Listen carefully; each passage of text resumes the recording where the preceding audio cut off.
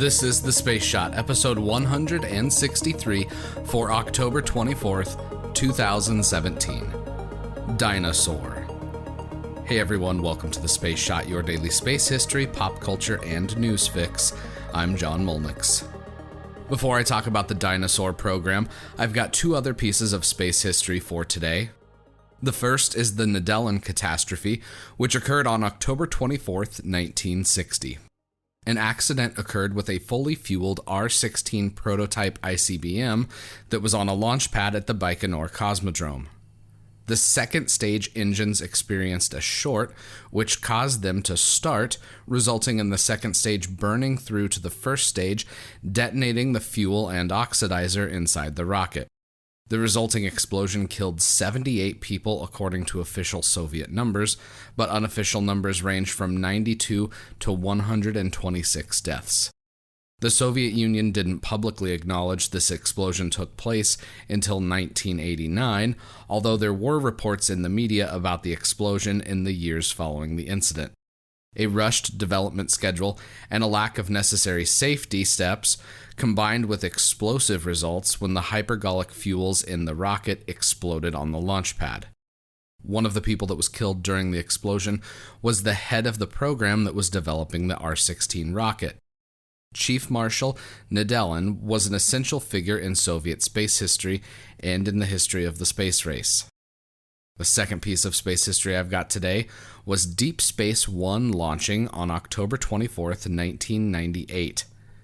This was the first mission to utilize an ion engine for propulsion, a technology now in use on the Dawn spacecraft. Experiments with ion, or solar electric propulsion, date back to the late 1950s when Dr. Harold Kaufman, an engineer at NASA's Glenn Research Center, designed and built some of the first experimental engines. Deep Space One successfully completed its mission of testing the ion propulsion system.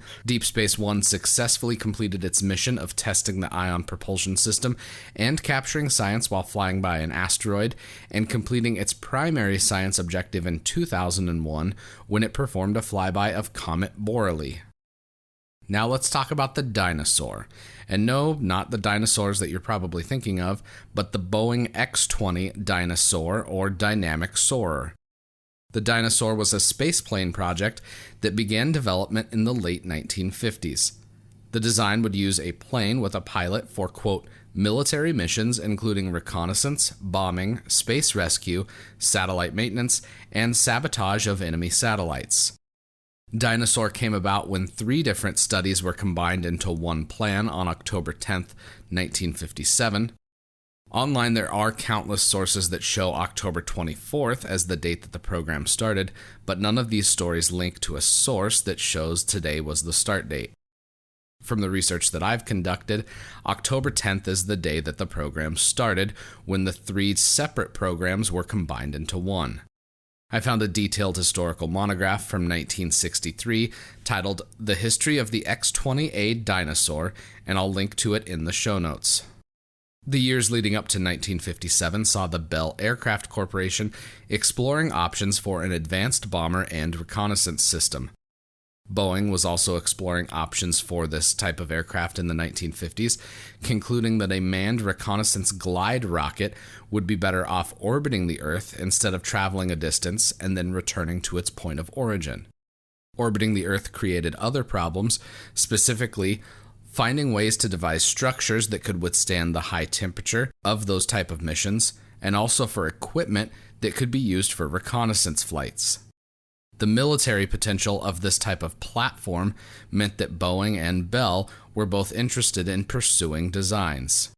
Eventually, there was a consolidation of the different programs being pursued for the United States Air Force for the Boost Glide concept vehicle.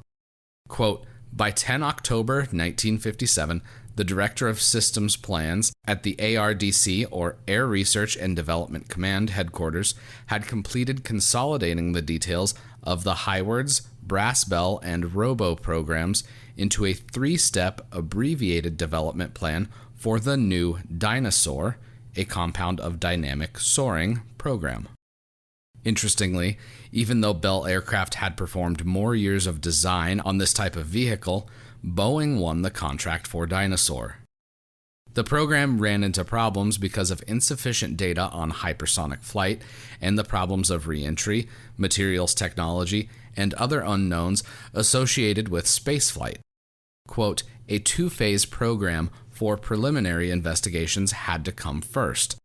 It was during this time that scientists would validate designs and theories, which would take the vehicle from a concept to reality.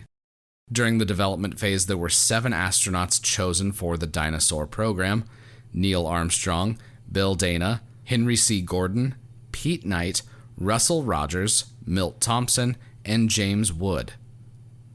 Armstrong left the Dyna-Soar program to work at NASA, a wise choice considering that Dyna-Soar slipped into relative obscurity when compared with projects Mercury, Gemini, and Apollo.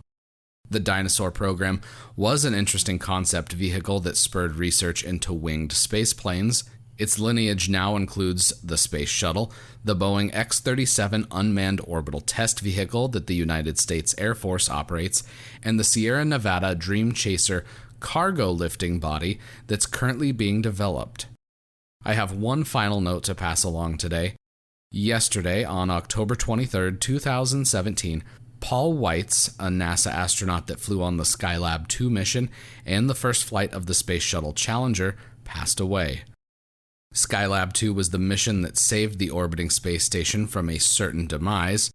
Weitz, Pete Conrad, and Joseph P. Kerwin spent 28 days in space on board Skylab, doubling the previous endurance record for American astronauts and saving the space station. Episodes 15, 16, and 17 have more detail about the work that Weitz and his crewmates performed during the Skylab 2 mission. He went on to work at Johnson Space Center after retiring as an astronaut and left NASA in 1994.